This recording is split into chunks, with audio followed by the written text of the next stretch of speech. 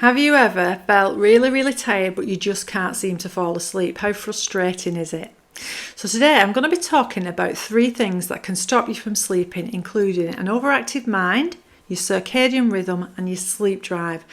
And then I'm going to give you some really easy things you can try tonight to start improving your sleep straight away. So firstly, an overactive mind is essentially when your brain is working on overdrive. We've all been there. Instead of slowing down, it speeds up, rapidly cycling through all your thoughts, worries and to-do lists. And you might even find yourself revisiting conversations from earlier in the day. So basically, your mind, it just won't settle down. Now, unfortunately, when you have an overactive mind, you will struggle to get to sleep and stay asleep. And that'll obviously lead to frustrating long nights and feeling really exhausted the next day. Now, number 2 is your circadian rhythm. So imagine having a master clock inside your body, operating on a 24-hour cycle. This body clock controls numerous bodily functions, including your sleep. So it basically influences your sleep-wake cycle. Now, your circadian rhythm is in tune with the natural light-dark cycle of your environment. So it naturally promotes wakefulness during daylight hours by reducing melatonin levels, and it encourages sleep when it gets dark by increasing melatonin levels. And this rhythm is actually dictated by a group of neurons in our brain which respond to light and darkness. Thirdly, your sleep drive. So to understand sleep drive, think of it as a kind of biological timer that starts ticking the moment you wake up. And as the day progresses, the urge to sleep gradually increases, reaching its peak when it's time to go to bed.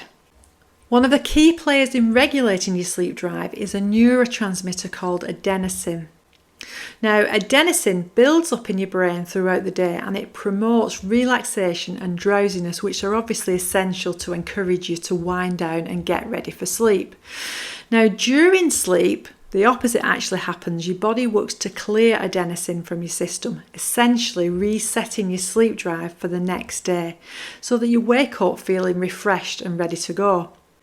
So here are the things that you can actually start to do right away that are going to start to improve your sleep. So the first one is self-care.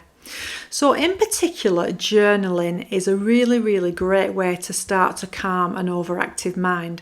So about 2 hours before you go to bed, get a journal, write down anything that's in your mind, get it out on paper, and that way you're not going to start ruminating at night when you go to bed, and you're going to start to calm that racing mind down.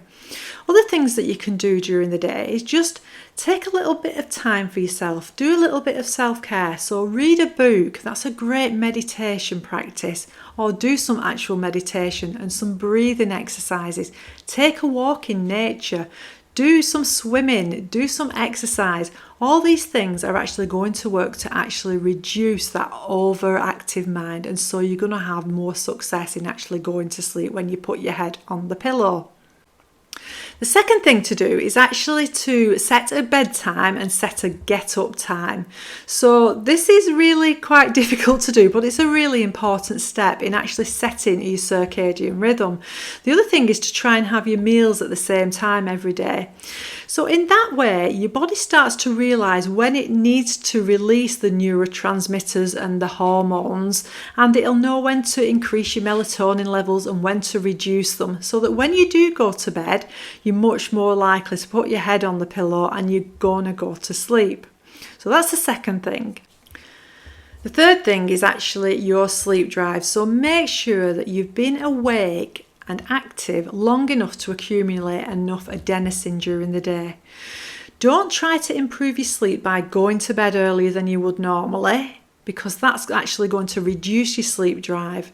If you're having a problem getting to sleep, try to go to bed a little bit later than you would usually, and then you're going to have built up more adenosine during the day, and so you're much more likely to go to sleep in that instance.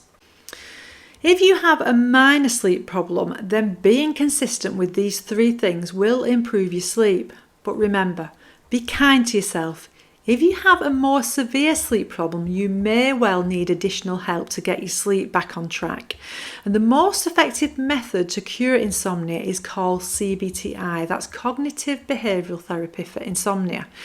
And the great thing is that most people can start to sleep much, much better in under 6 weeks when they follow a program of CBTI. So if this is something that you feel you may benefit from, take 30 minutes to watch my sleep webinar on the link below and find out if CBTI could help you, rather than putting up with horrible long nights resulting in exhaustion and miserable days.